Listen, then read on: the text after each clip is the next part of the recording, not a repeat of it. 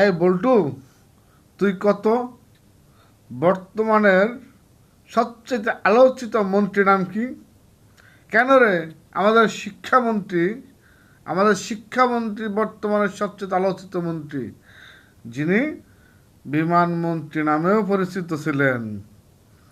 তো এবার শিক্ষামন্ত্রী একটা ডায়লগ বলতো। বাচ্চারা, তোমরা কি পড়াশোনা করো?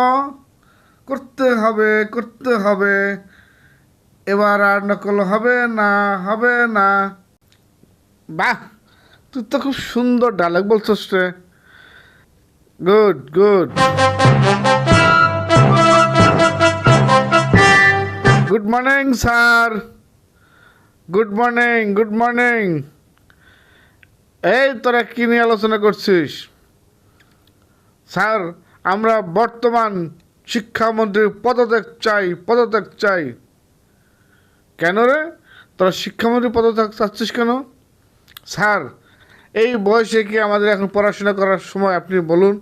এই বয়সে আমরা টিকটক করব, আমরা রিলস বানাবো, আমরা রাস্তাঘাটে ঘুরে ফিরবো, আমরা বই পড়ব না, আমরা শুধু মোবাইলে চ্যাটিং ডেটিং মেসেজিং করব।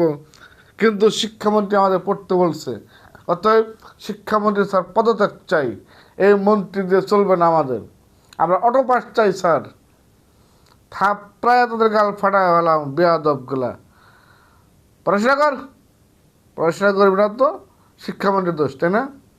স্যার, আমরা পড়াশোনা করব, কিন্তু এই যে দেখেন স্যার, ইন্টারমিডিয়েট পরীক্ষা হচ্ছে, কত জায়গায় কত কেন্দ্র পানিতে তলিয়ে গেছে, তারপরও শিক্ষামন্ত্রী পরীক্ষা দিতে বলছে। এবার আমাদেরকে আবার শিক্ষামন্ত্রী ফার্মের মুরগি হিসেবে আমাদের চিহ্নিত করছে। তুমি কে, আমি কে, ফার্মের মুরগি, ফার্মের মুরগি।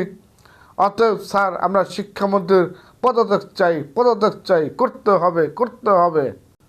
হ, তোরা ঠিকই কইছস।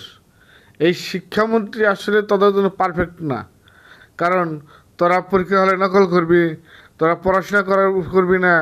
শিক্ষামন্ত্রী আবার প্রত্যেকটা হলে কেন্দ্রে সিসিটিভি বসেছে, সেখানে নকল চেক করবে, শিক্ষকরা কড়াকড়ি গার্ড দেবে, খাতা কড়াকড়ি দেখবে, পাশের হার কমে আসবে। তোরা তো শিক্ষামন্ত্রী আসলে চাইবি না।